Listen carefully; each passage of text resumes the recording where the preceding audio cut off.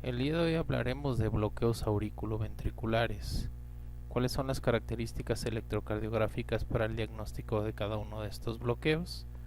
Y repasaremos las causas, las más comunes de este tipo de bloqueos y cuáles serían las medidas terapéuticas que se van a seguir en estos casos. Para empezar, hablando de la definición de un bloqueo auriculoventricular, este se refiere al retardo o la ausencia de la conducción entre el tejido auricular y el tejido ventricular.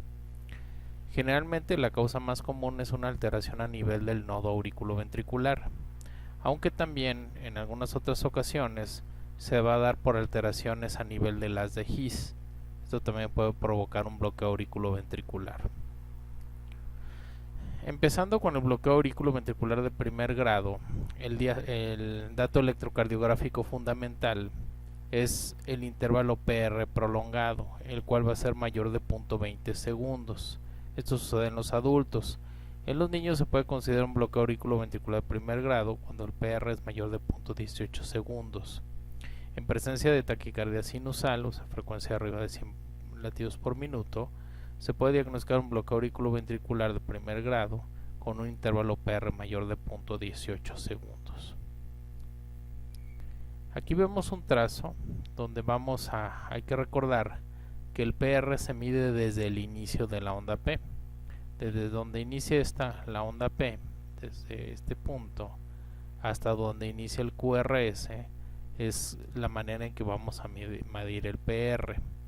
Aquí lo ponemos en rojo. Si vemos desde su inicio hasta que inicia en este caso el complejo QRS, mediría 1, 2, 3, 4, 5, 6, 7 cuadros pequeños. Recuerden que cada cuadro pequeño equivale a 0.04 segundos. Entonces 7 equivaldrían a un PR de 0.28 segundos. Para que sea un bloqueo de primer grado debe tener un PR constante, o sea, medir siempre lo mismo y estar arriba de 0.20 segundos. Con ese hallazgo podemos diagnosticar un bloqueo auriculoventricular de primer grado. ¿Cuáles son las causas del bloqueo de primer grado? Es multifactorial. Aquí tenemos algunas de ellas. Puede estar relacionado a problemas isquémicos, miocardiopatías, pero una de las causas frecuentes es la utilización de ciertos medicamentos que pueden disminuir la conducción a través del nodo auriculoventricular. Como ejemplos tendríamos los digitálicos, beta bloqueadores, los calcioantagonistas que tienen acción sobre el nodo auriculoventricular, los trastornos electrolíticos, la vagotonía, y esto puede causar retardo de la conducción a este nivel. El tratamiento generalmente no lo van a requerir, generalmente son pacientes que son asintomáticos y no requieren mayor tratamiento. Ahora, si el bloqueo es suficiente para provocar síntomas, cansancio, decaimiento o datos de bajo gasto, debe ser etiológico, corregir la causa que esté provocando el bloqueo. Si es secundario un medicamento, pues hay que suspender el medicamento. Si es secundario problema isquémico, pues resolver el problema isquémico. Entonces tenemos que dirigirnos a la causa del bloqueo. Ahora, en algunos casos se puede llegar a requerir un marcapaso transitorio de manera profiláctica. Uno de los ejemplos es cuando tenemos un paciente con un infarto agudo del miocardio, el cual tiene un bloqueo de primer grado, pero asociado a un bloqueo de rama también de las de His. En ese caso el bloqueo puede progresar y se puede poner un marcapaso mientras se corrige el problema isquémico. Pasando al bloqueo auriculoventricular de segundo grado, aquí vamos a tener una interrupción intermitente de los estímulos supraventriculares a través del nodo auriculoventricular. Se van a distinguir dos tipos de bloqueos de segundo grado. El MOVITS 1, que tiene lo que se conoce como fenómeno de Wenckebach, que ahorita vamos a hablar de él, y el MOVITS 2, donde su característica electrocardiográfica es diferente al 1. Empezamos con el MOVITS 1. La característica principal es que aquí vamos a tener un alargamiento progresivo del PR hasta que aparece una onda P que no tiene complejo QRS. Los complejos QRS suelen ser normales, pero bueno, empezando con el primer punto, si nosotros medimos aquí el PR desde el inicio de la onda P hasta que inicia el QRS, tendrá, digamos, esta duración. Al siguiente latido, si nosotros nos fijamos, el PR ya se tornó más prolongado. De repente, al siguiente latido, el PR todavía es más largo. Y después aparece una P que no termina con un QRS. Aquí se bloqueó. Y reinicia en este caso el ciclo. Un PR más corto, que sería el último punto. El intervalo PR posterior a la onda P bloqueada es de menor duración. Aquí significa una recuperación transitoria del nodo auriculoventricular. Nuevamente se va alargando y se puede volver a bloquear. El alargamiento progresivo del PR es lo que se conoce como fenómeno de Wenckebach. Recuerden, el fenómeno de Wenckebach lo vamos a encontrar en el Movitz 1. El Movitz 2, a diferencia del Movitz 1, aquí el PR no se va a alargar, siempre va a ser constante. Y va a aparecer de repente una P que no conduce o no aparece un complejo QRS. También los complejos QRS suelen ser de morfología normal. Este bloqueo representa una alteración más distal o una lesión más alejada del sistema específico de conducción, y su pronóstico suele ser severo, o sea, puede progresar fácilmente un bloqueo de tercer grado.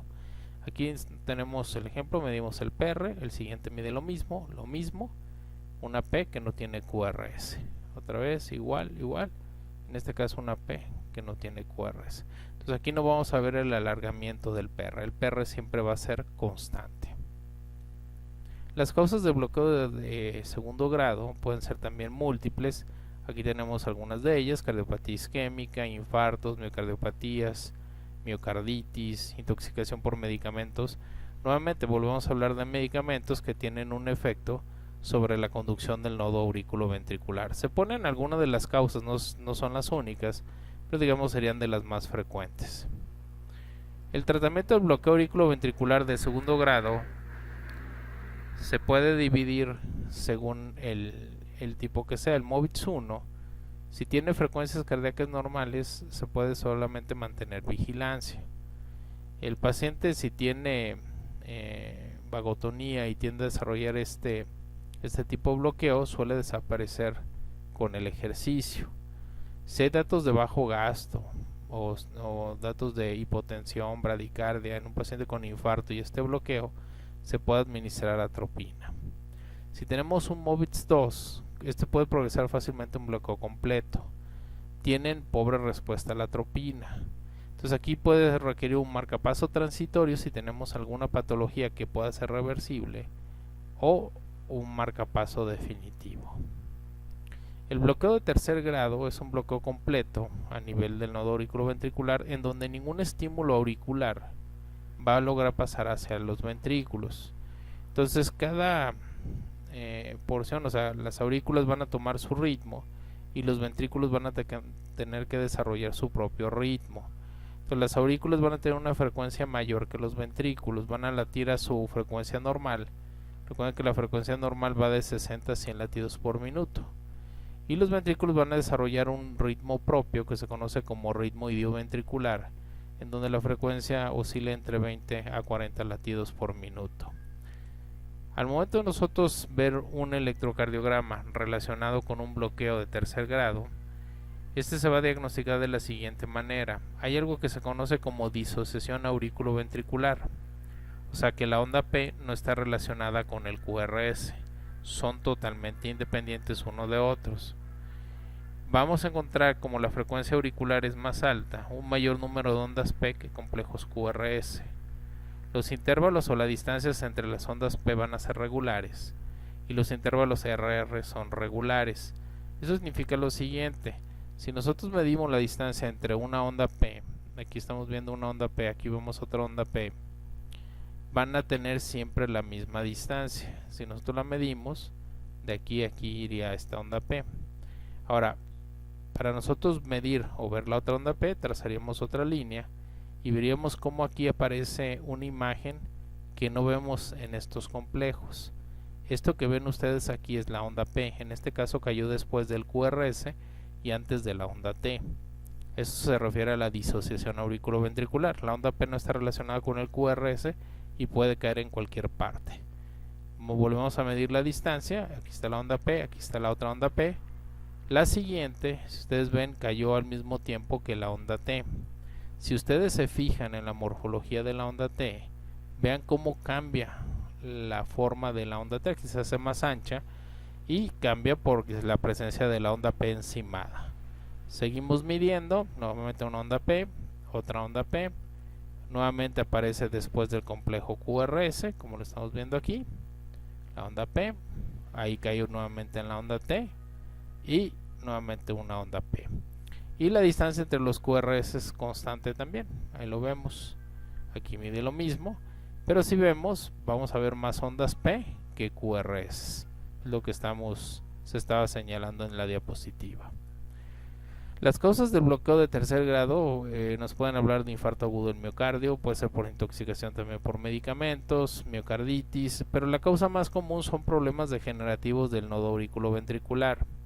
Se pueden dar también enfermedad de Leber y Lenegre, que pueden ser también, son problemas de tipo degenerativo que están relacionados con calcificación o fibrosis del nodo auriculoventricular. Se puede presentar posterior a una cirugía de corrección de una comunicación interventricular y puede ser congénito, aunque esta causa es rara. El tratamiento se puede tratar de poner atropina si ocurre por una lesión dentro del nodo auriculoventricular, o sea que esté arriba de las de His, y la frecuencia oscila entre 40 por minuto, se puede obtener alguna respuesta. Si no, va a requerir un marcapaso que puede ser temporal o definitivo, dependiendo de cuál sea la causa, si es reversible o no. Si es un problema degenerativo, pues va a terminar con un marcapaso definitivo. Entonces, si hay muchos datos de deterioro hemodinámico, requerirán estos, digamos, la colocación de este marcapaso. Muchas gracias.